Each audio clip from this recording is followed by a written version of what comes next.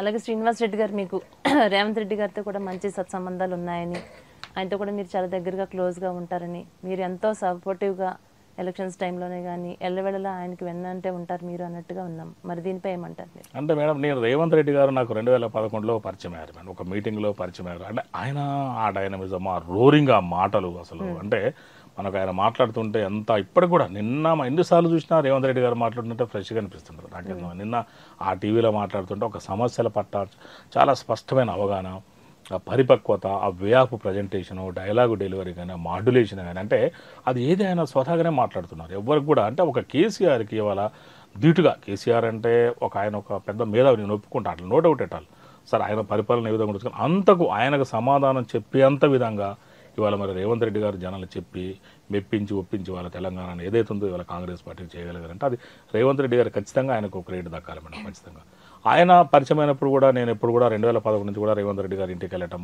ఆయనతోటి పెద్ద ఆయనతోటి అట్లా కొనసాగడం, ఆ బంధుత్వం లాగా, ఆ రిలేషన్ లాగా, అన్న అంటే అన్న సీను అని ఒక ఆత్మీయతగా, నేను ఎప్పుడున్న అన్న నమస్తే అన్న సీను బాగున్నాం అని అట్లా అంత ఆత్మీయతగా మాట్లాడుతుంటే మా సొంతం అన్నలాగానే అనిపిస్తుంది మేడం రేవంత్ రెడ్డి గారు. అంటే ప్రజలతో ఆయన అంత రిలేషన్ మెయింటైన్ చేస్తారు. సహజంగా వేరే వాళ్ళు ఏంటంటే అంత పెద్ద స్థాయిలో ఉన్నోళ్ళు వీడిదే ఉంది బచ్చాలాగా చూస్తారు, కానీ ఆయన అంత పెద్ద స్థాయిలో ఉన్నా కూడా మాలంటి వాళ్ళు పోయినా కూడా అంత మాట్లాడే విధానము, ఆ రిసీవ్ చేసుకునే విధానం ఇందాక మీరు అంటే ఇప్పుడు మీకు ఇంత దగ్గరగా ఉంటారు కదా, టికెట్ కావాలని రేవంత్ రెడ్డిని మీరు కలిసారా? నేను అడిగాను, మేడం నేను అడిగాను రేవంత్ రెడ్డి గారికి ఏంటంటే బెటర్ ఇవ్వగలుగుతారు.